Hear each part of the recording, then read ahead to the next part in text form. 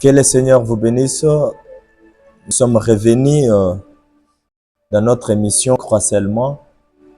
Je crois que vous êtes toujours là pour écouter vraiment cette émission.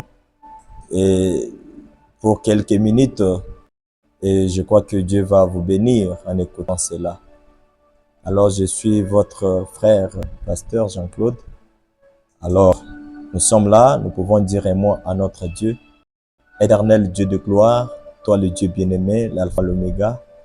Nous venons encore, Seigneur Jésus, devant les écrans pour continuer, Seigneur, notre émission. Que ceci puisse bénir chaque personne qui entendra cela. Au nom de Jésus-Christ, Amen. Merci beaucoup. Aujourd'hui, nous allons essayer de parler sur la cause de l'échec. Des fois, nous prions. Des fois, les gens prient, mais sans succès. Mais ils se demandent qu'est-ce qui ne va pas. Pourquoi? C'est parce qu'il y a peut-être des causes qu'il faudrait peut-être arranger. Alors que Dieu voulait amener une personne à arranger. Alors, nous allons lire un peu quelque chose dans Marc chapitre 9, au verset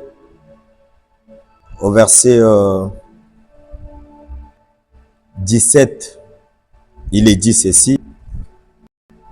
Un homme de la foule lui répondit, « Maître, j'ai amené auprès de toi mon fils qui est possédé d'un esprit muet. En quelque lieu qu'il le saisisse, il le jette par terre. L'enfant écume, grince des dents et devient tout raide. Et j'ai prié tes disciples de chasser l'esprit, ils n'ont pas pu. »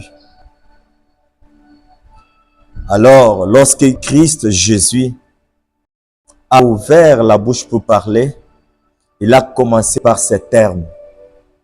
Race incrédule, l'air de Jésus, jusqu'à quand serai-je avec vous? Jusqu'à quand vous supporterai-je? Amenez-les-moi, en les lui amenant.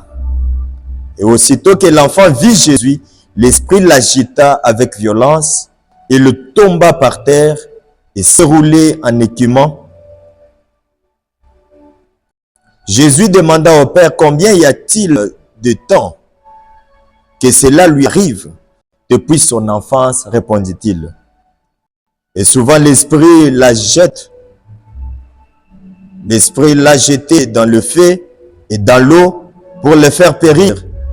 Mais si tu peux quelque chose, viens à notre secours. Aie compassion de nous. Jésus lui dit, si tu peux, tout est possible à celui qui croit. Aussitôt le père de l'enfant s'écria, je crois. Le père de l'enfant s'écriait, je crois. Viens au secours de mon incrédulité. Jésus, voyant accourir la foule, menaça l'esprit impur et lui dit, esprit muet et sourd, je te l'ordonne, sors de cet enfant et n'y rentre plus. Et il sortit en poussant des cris et en l'agitant avec une grande violence. L'enfant devint comme mort, de sorte que plusieurs disaient qu'il était mort. Mais Jésus, l'ayant pris par la main, le fit lever et il s'étint debout. Alors, nous voyons ici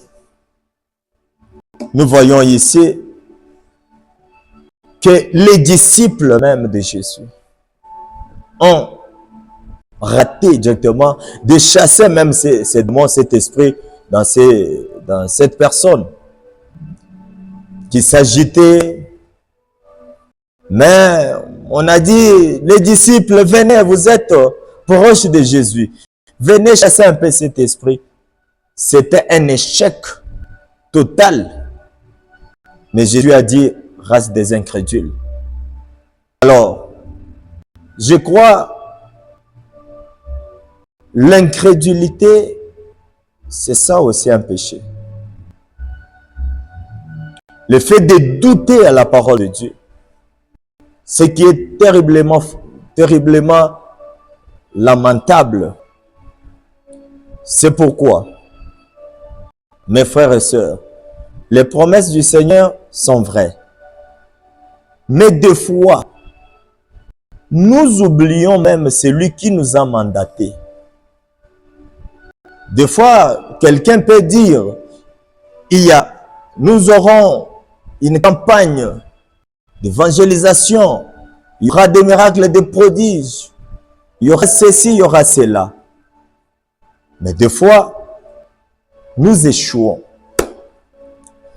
L'Église est devenue, l'Église a échoué. Pourquoi? Je crois William Branham dit, quand Dieu envoie une personne, il va avec lui. Mais des fois, nous les humains, comme je suis docteur, comme je suis pasteur, comme je suis un prophète, comme j'ai un certain don, des fois, nous voulons faire parade avec la puissance de Dieu que Dieu nous a donnée. Vous allez voir ce que je vais faire. Vous allez voir ce que je vais faire. Mais venez avec tous les malades. Dieu va les guérir.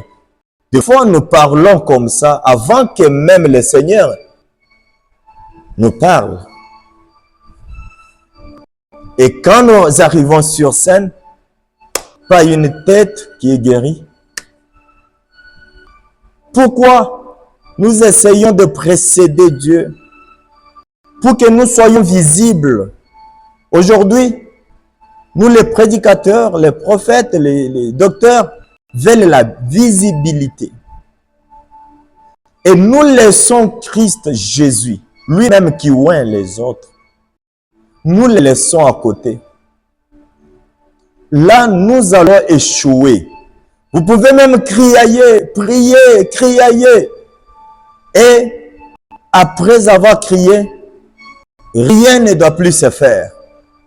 Et vous allez commencer à dire, oh, voilà, Dieu n'existe pas. Dieu existe toujours.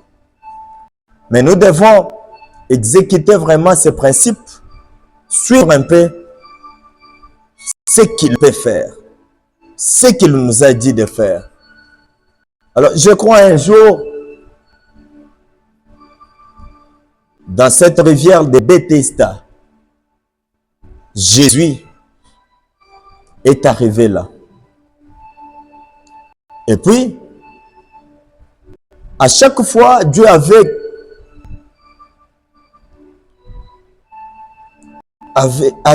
placé un moyen pour la guérison. Et ce moyen-là, c'était que l'ange descendait chaque fois dans cette eau. Et celui qui est prêt, qui est malade, devrait se jeter dans cette eau et être guéri. Parce qu'il faut toujours suivre la voie, les moyens que Dieu a pourvu. Dieu a tracé. Les moyens que Dieu a tracés dans votre vie. Nous avons les messages, nous avons la parole, nous avons la Bible, nous avons le Saint-Esprit avec nous. Mais pourquoi nous échouons chaque fois? Nous prions, mais il n'y a pas de succès. Pourquoi nous précédons Dieu? Nous voulons montrer que c'est nous qui sommes capables de faire. Regardez que ces jours-là, Jésus, qui avait tous les dons excellents, Jésus, tous les dons excellents. Mais il est allé trouver quelqu'un, une seule personne, pour lui dire, veux-tu être guéri? Oh Seigneur, je n'ai pas quelqu'un. Quand moi j'essaye de ne me précipite, il y a quelqu'un autre qui se jette dans l'eau. Veux-tu être guéri? Prends ton lit et marche. Regardez qu'il y avait une foule de gens, des paralytiques, une foule de gens, des muets, une foule de gens qui étaient terriblement possédés et malades. Mais Jésus a guéri une seule personne là, à Bethesda. Mais si c'était nous, on allait dire, oh, on est capable de détruire tous les démons ici. Il n'y a pas l'humilité. Jésus faisait que ce que le Père lui montrait de faire. On devrait attendre ce que Dieu veut de cette campagne. On devrait vraiment être à genoux pour chercher la volonté de Dieu, même avant de chasser aussi des démons. Sinon, nous allons échouer. Je vais vous lire quelque chose.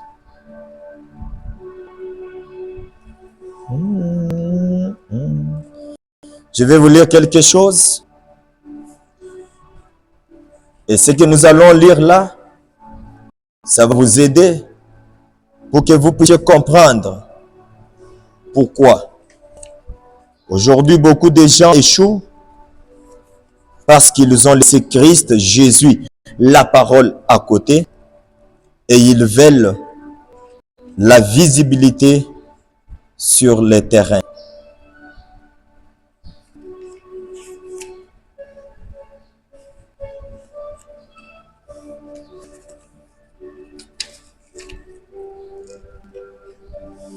Alors, pardonne-moi,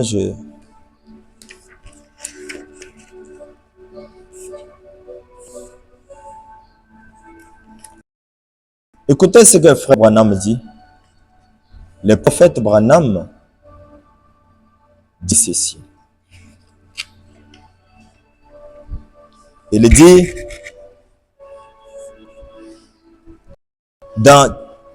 qu'y a-t-il dans ta main? Prêcher le 11e mois 1955 au paragraphe 35. Il dit,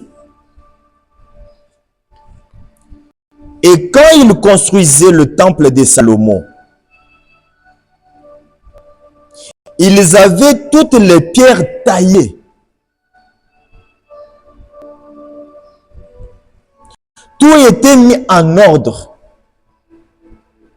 Mais ils ont trouvé une pierre bizarre. Ils ne pensaient pas qu'une chose pareille représentait quelque chose. Ils l'ont donc simplement jeté dans un temps de mauvaise herbe. Et ils ont continué avec leur mortier et leurs pierres. En les assemblant, ils ont fini par trouver que la chose même qu'ils avaient rejetée, ils étaient très avancés dans les travaux de construction.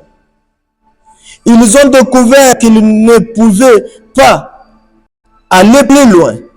Une pierre qui manquait. C'était la pierre là que les bâtisseurs avaient mise à côté. Ils ont appelé cela une pierre bizarre. Ils ont jeté cela, ils ont continué leur construction. Ils les avaient construits. Ils avaient construit jusqu'à ce niveau-là. Mais ils ne pouvaient pas aller plus loin. La pierre même qui manquait était la pierre principale de l'angle. Celle qu'ils avaient jetée de côté. J'ai dit, je vais dire cela pour les baptistes. Oh! Alors, vous les presbytériens, vous pourrez vous en glorifier très bien.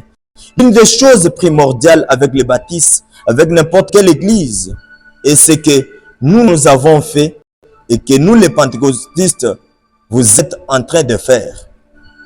C'est ce que vous rejetez, la seule pierre principale. Aujourd'hui, beaucoup de gens ont rejeté cette pierre pour qu'elle-même soit visible sur terrain. Ils ont rejeté la pierre. La seule pierre fondamentale qui soit, c'est Christ. C'est Christ. C'est Christ.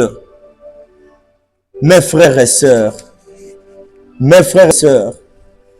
écoutez ce que la Bible dit. Écoutez ce que la Bible dit. Dans 1 Pierre chapitre 2. 1 Pierre chapitre 2. Nous allons lire rapidement. 1 Pierre chapitre 2. Au verset 6, nous lisons. Car il est dit dans l'Écriture. Voici, je mets en Sion une pierre angulaire, choisie, précieuse, et celui qui croit en elle ne sera point confus. L'honneur est donc pour vous qui croyez. Mais pour les incrédules, la pierre qu'ont rejetée, c'est qui bâtissait, est devenue la principale des langues, une pierre d'achoppement et un rocher de scandale. Quand vous rejetez Christ, vous rejetez les messages, la parole. Vous allez lamentablement échouer. Oh, mes frères et sœurs, écoutez, je crois qu'un jour, Moïse était devenu un échec total. Moïse. Pourquoi nous échouons? Il y a aussi des causes. Qu'y a-t-il dans ta main? Paragraphe 33, toujours 55. Il dit, Moïse était un échec total. Il se pourrait qu'il y ait ici cet après-midi des gens, peut-être des ministres qui ont été des échecs totaux. Ça peut être les ministres. Ça peut être un pasteur incroyant quelque part, qui est devenu un échec total. Peut-être que vous l'avez été en tant qu'épouse. Peut-être que vous l'avez été en tant qu'étudiant. L'échec. À l'école. Peut-être que vous l'avez été en tant qu'enfant pour vos parents. Quoi que vous ayez été, que cela a été. Et commencez un nouveau départ dès aujourd'hui. Peu importe ce que c'est, peut-être que vous avez été un échec en tant que chrétien, peut-être que vous n'avez pas réussi à avancer avec Dieu. Si tel a été le cas, prenez bonne note de ce que je vais dire dans quelques instants à ce sujet. Moïse a échoué là en Égypte, alors qu'il était né pour être un libérateur, pour faire sortir les enfants d'Israël de l'Égypte. Pourquoi? Parce qu'il avait fait cela de lui-même. De lui-même. Il a fait cela de lui-même. On peut avoir l'appel de Dieu. Mais si ce n'est pas le temps de Dieu, nous allons échouer. Il se chargea de faire lui-même. Et chaque fois que vous vous chargez de faire vous-même les choses en mettant Dieu de côté, vous serez donc un échec comme Moïse quand vous mettez Dieu à côté. Moïse a fui l'Égypte juste à cause d'un seul homme qu'il avait tué. Il a fui et il s'est trouvé un métier là. Il commençait à paître le mouton.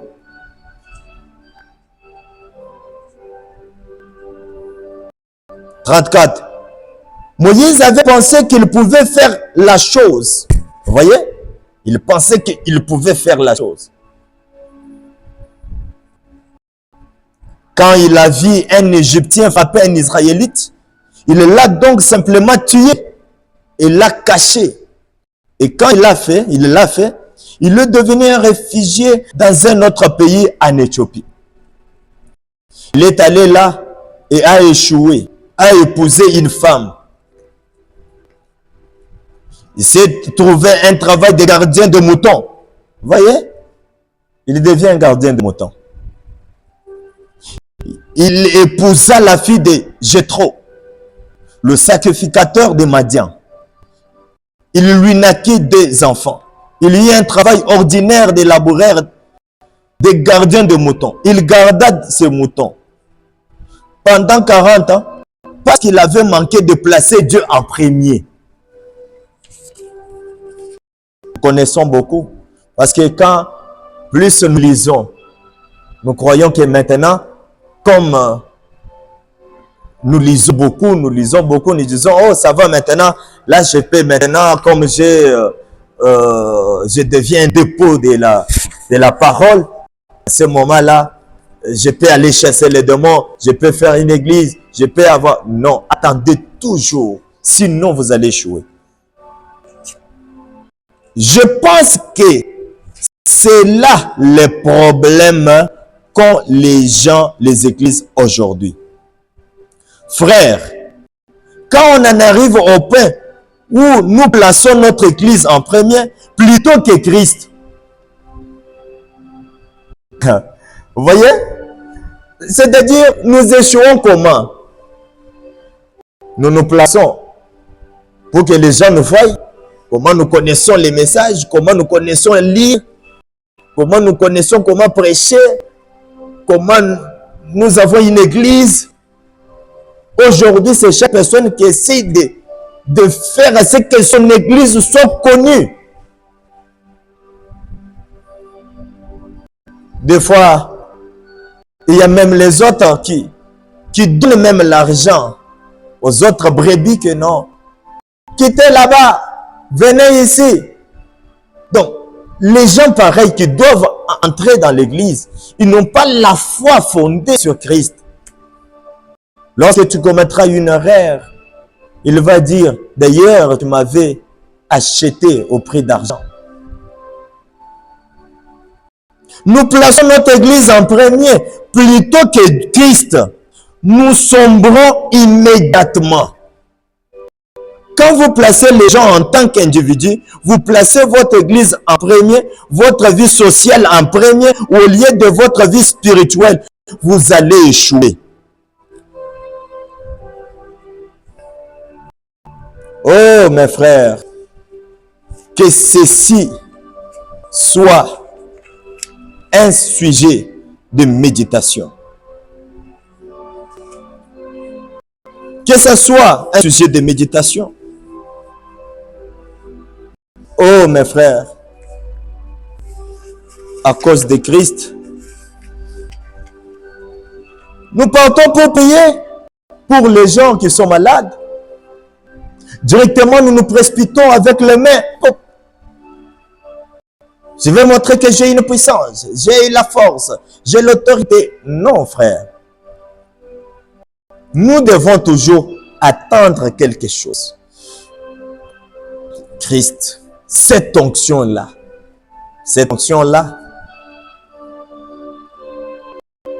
tu ne peux pas monter à la guerre.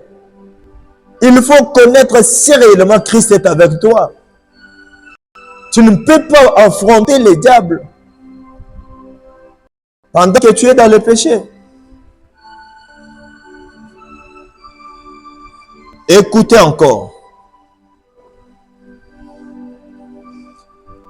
Il n'en était pas ainsi au commencement. Il est dit. Peut-être qu'il y a quelque chose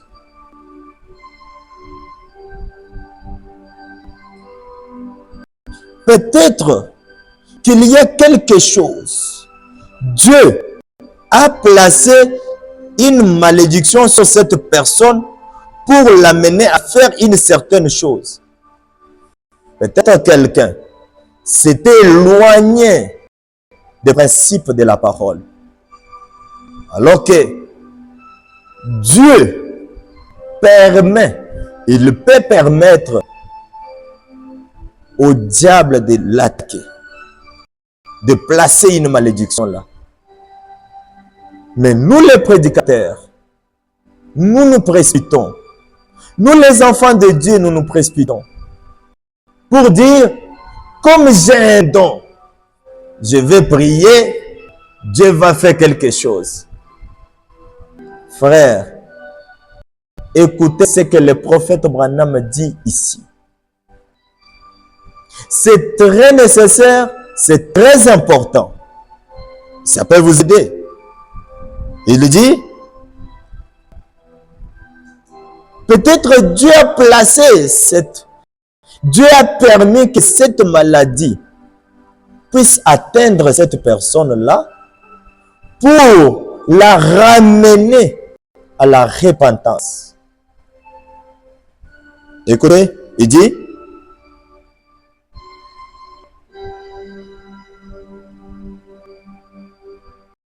et vous venez là pour ôter cela. Vous vous précipitez pour venir ôter cela. C'est comme Moïse qui frappa les rochers. Ou Élisée qui maudit ses petits-enfants et d'autres pour l'avoir taxé des chauves. Vous savez, vous devez faire attention aux dons de Dieu. Vous devez faire attention à ce que vous faites. Voyez-vous, lorsque vous vous mettez à maudire et à marteler du pied les démons et tout, comme cela, alors que vous ne savez pas de quoi vous parlez, vous aurez des ennuis avec Dieu. Voyez-vous, en effet, il vous faut vous rendre compte de ce qui s'est passé. Pourquoi la maladie ici? On a prié. Pourquoi cette situation ici? On a beaucoup prié. Pas la solution. Qu'est-ce qui ne va pas? Le prophète dit ceci. Il y a quelque chose là en bas qui est la cause. Vous feriez donc mieux d'attendre et d'en parler à cette personne, d'arranger d'abord peut-être l'état que tu te retrouves aujourd'hui. Peut-être parce que tu as insulté un serviteur de Dieu d'autrui qui est en train de pleurer en lui-même. Peut-être c'est un enfant de Dieu qui pleure du jour et nuit pour ces critiques-là.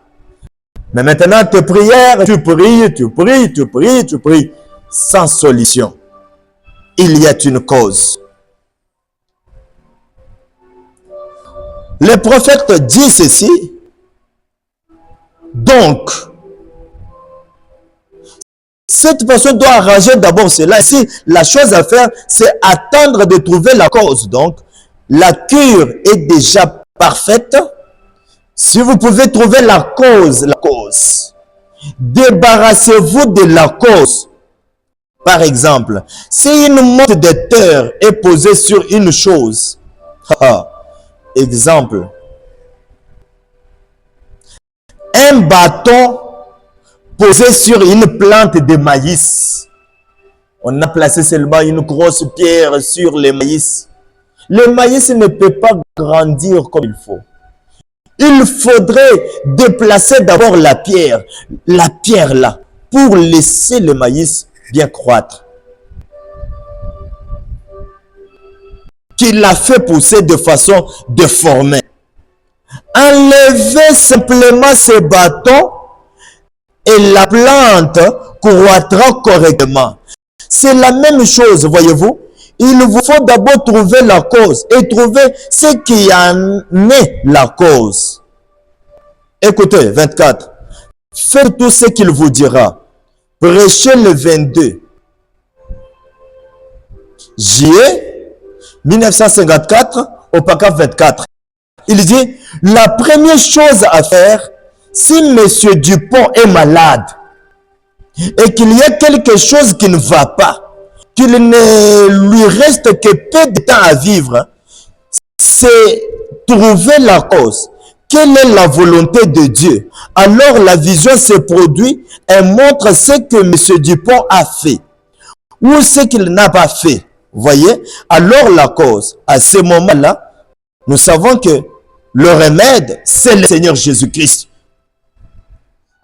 Mais nous devons connaître la cause, alors vous voyez, mais M. Dupont arrange cela, la guérison est là, alors vous pouvez dire, au nom du Seigneur Jésus-Christ, le Fils de Dieu, vous pouvez me dire cette maladie qui est sur lui, ce pouvoir appartient à l'Église.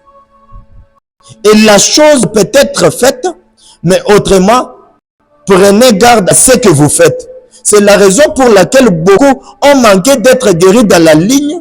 Vous devez venir dans la ligne en confessant, ô Dieu, sonde mon cœur.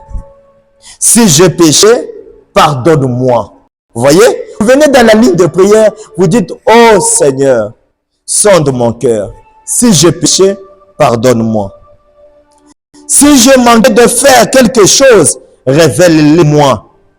Je vais arranger cela. Je vais faire exactement ce que tu veux que je fasse. Et Dieu va faire quoi?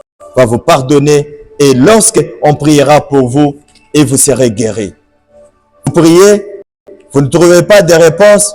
Oh, mes frères et sœurs, on prie, mais on ne trouve pas la cause. On commence même à taxer même la personne. Oh, tu es sorcière, et tu es comme ça. Non, non, non, non. Ça peut être, peut-être, quelqu'un qui a fait affliger, même un enfant de Dieu quelque part. Ou soit, tu t'es éloigné des principes de la parole, revenez seulement. Alors, je vais vous lire quelque chose, ce qu'il faut faire, et ensuite on va prier. Oh, mes frères et sœurs, écoutez. La Bible dit ceci. Vous devez reconnaître que quand vous êtes loin de Dieu, il y a un moyen. Et ce moyen, c'est un moyen de la repentance. Vous devez revenir à Dieu pour la réussite. Toi-même, tu dois reconnaître que tu as péché, ou bien tu as fait une faute ou une erreur pour demander à Dieu pardon. Pas commencer à dire, oh Seigneur, tu sais que moi je suis toujours parfait, mais je prie aussi pour les péchés, je ne connais pas. Non. Devant le Seigneur, nous devons aller humblement. Nous devons aller avec un cœur ouvert, honnête. Pas répandre seulement les larmes, mais répandre aussi notre cœur devant l'autel, devant le Seigneur. Psaume chapitre 38, verset 18, il dit, et Psaume 38, 19, nous descendons. Car je reconnais mon iniquité, je suis dans la crainte à cause de mon péché. Reconnaître d'abord, c'est ça un homme juste. Reconnaître d'abord que tu as fait l'erreur. C'est ça un homme juste. C'est lui qui sait réparer ça. Reconnaître et réparer ça, c'est ça un homme juste. Ne m'abandonne pas, au 21, 22, ne m'abandonne pas, Éternel, mon Dieu, ne t'éloigne pas de moi. 23, viens en hâte à mon secours, Seigneur mon salut. Jérémie 3, 18, Jérémie 3, verset 12, dit ceci, va, crie ces paroles vers les septentrions et dit, reviens, infidèle Israël. Dit l'Éternel, je ne jeterai pas sur vous un regard sévère, car je suis miséricordieux, dit l'Éternel, je ne garde pas ma colère à toujours. 13. Reconnais seulement ton iniquité, reconnais que tu as été infidèle à l'Éternel, ton Dieu, que tu as dirigé ça et là, tes pas vers les dieux étrangers, sous tout arbre vert, et que tu n'as pas écouté ma voix, dit l'Éternel. Revenez, enfants rebelles, dit l'Éternel, car je suis votre maître, je vous prendrai un d'une ville, deux d'une famille, et je vous ramènerai dans Sion. Je connais qu'il y avait une histoire. Une histoire. Parce que Dieu ne rejette pas tout celui qui vient auprès de lui. Il y a une histoire que nous devons vraiment suivre un peu ça. Et ensuite, on prie un peu le Seigneur.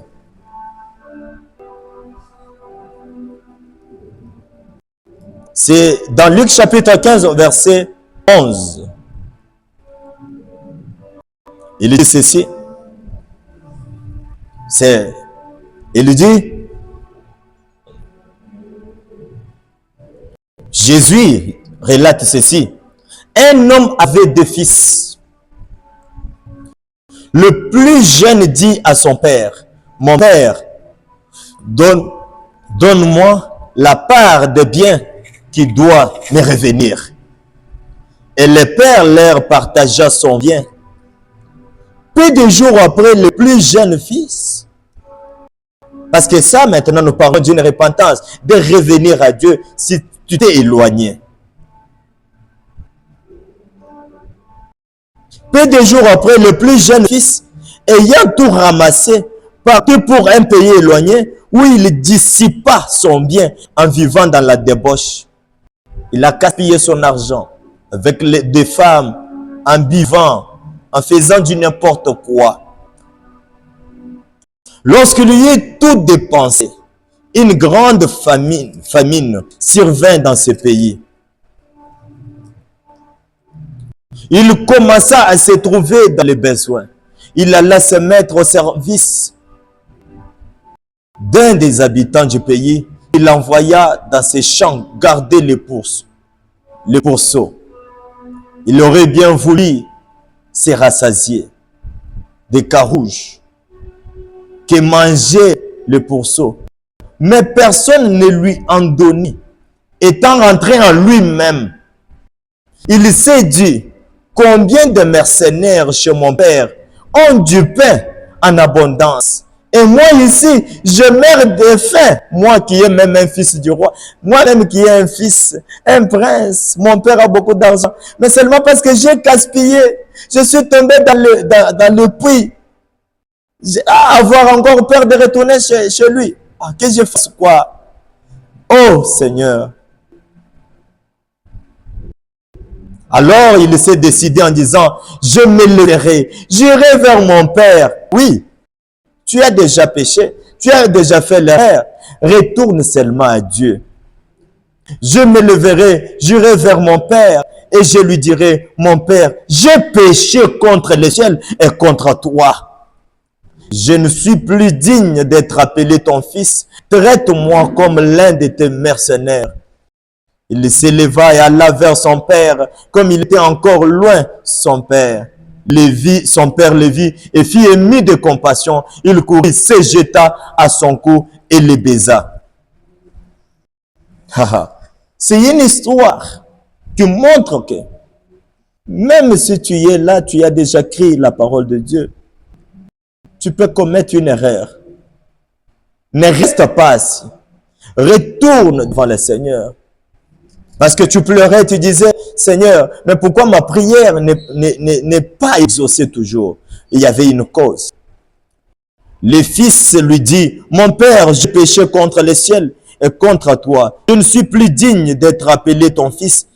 Mais le père dit à ses serviteurs, apportez vite la plus belle robe et la revêtez. Mettez-lui un anneau au doigt et des souliers aux pieds. Amenez le veau gras et tuez-les. Mangeons et réjouissons-nous. Car mon fils que voici était mort. Il est revenu à la vie. Il était perdu. Il est retrouvé et ils commencèrent à se réjouir. Or, le fils aîné était dans les champs lorsqu'il revint et approcha de la maison. Il entendit la musique et les danses. Il appela un des serviteurs et lui demanda ce que c'était. Et ce serviteur lui dit, ton frère de retour. Et parce qu'il a retrouvé en bonne santé, ton père a tué des veaux gras. Il s'est mis en colère, ne voulut pas entrer. Son père sortit et le pria d'entrer, mais il répondit à son père, voici, il y a tant d'années que je te sers sans avoir jamais transgressé tes ordres et jamais tu ne m'as pas donné un chevreau pour que je me réjouisse avec les amis. Et quand ton fils est arrivé, c'est lui qui a mangé ton bien avec des prostituées. C'est pour lui que tu as tué de vos grands. Mon enfant lui dit, le père, tu es toujours avec moi. Tout ce que j'ai est à toi. Mais il fallait bien s'égayer et se réjouir parce que ton frère, que voici, était mort et qu'il est revenu à la vie. Parce qu'il était perdu et qu'il est retrouvé. Il a dit, il est lent. Il est riche en miséricorde, lent en colère, riche en miséricorde. Il ne chasse pas tout celui qui vient auprès de lui. Il suffit seulement de t'humilier, même dans la chambre où tu es. Même dans l'église, tu peux t'agenouiller. Si tu écoutes cela, agenouille-toi. Place ta main sur le cœur et nous allons prier maintenant. Ô éternel Dieu de gloire, si on s'était éloigné de toi, Seigneur, à cause d'une erreur, ô Seigneur, si quelqu'un s'était éloigné de tes principes, alors en écoutant ceci, cela pouvait les toucher, Seigneur Jésus. Comme il revient à toi, tu ne chasses pas tout celui qui vient auprès de toi, Seigneur. Tu ne rejettes pas, Seigneur Jésus. Tu pardonnes. Laisse que ton sang puisse nous couvrir. Couvrir cette dame-là qui pleure. Ce monsieur-là qui pleure. Cet enfant-là qui pleure. Comme il revient à toi. Maintenant, je crois que cette maladie peut quitter maintenant. Maintenant, comme tu as prié, comme tu as demandé à Dieu pardon, maintenant, ayez foi en Dieu. Ne doutez pas, n'ayez pas l'incrédulité. Je vais prier pour cette maladie, ça va quitter maintenant. Ô éternel Dieu de gloire, tu nous as dit dans ta parole, selon Marc 16, voici les signes qui accompagneront ceux qui ont crié.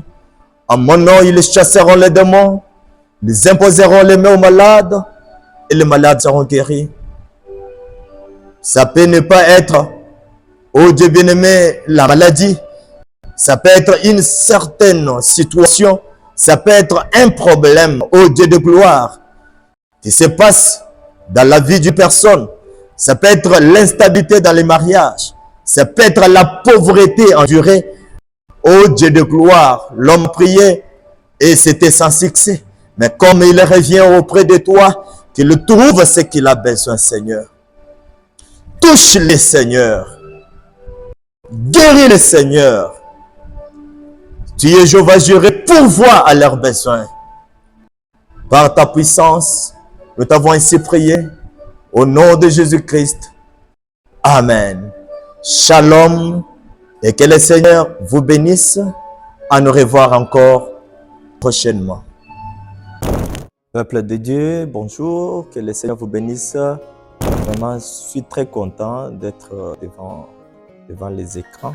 Alors, nous voulons vous signaler que chaque vendredi, à partir de 20h, commençons à nous suivre en direct avec l'émission Crois seulement avec le pasteur Jean-Claude. Que le Seigneur vous bénisse et toutes les bonnes choses à vous. Je réponds, ce n'est rien que la vérité. Je le crois de tout mon cœur. Jésus m'a dit.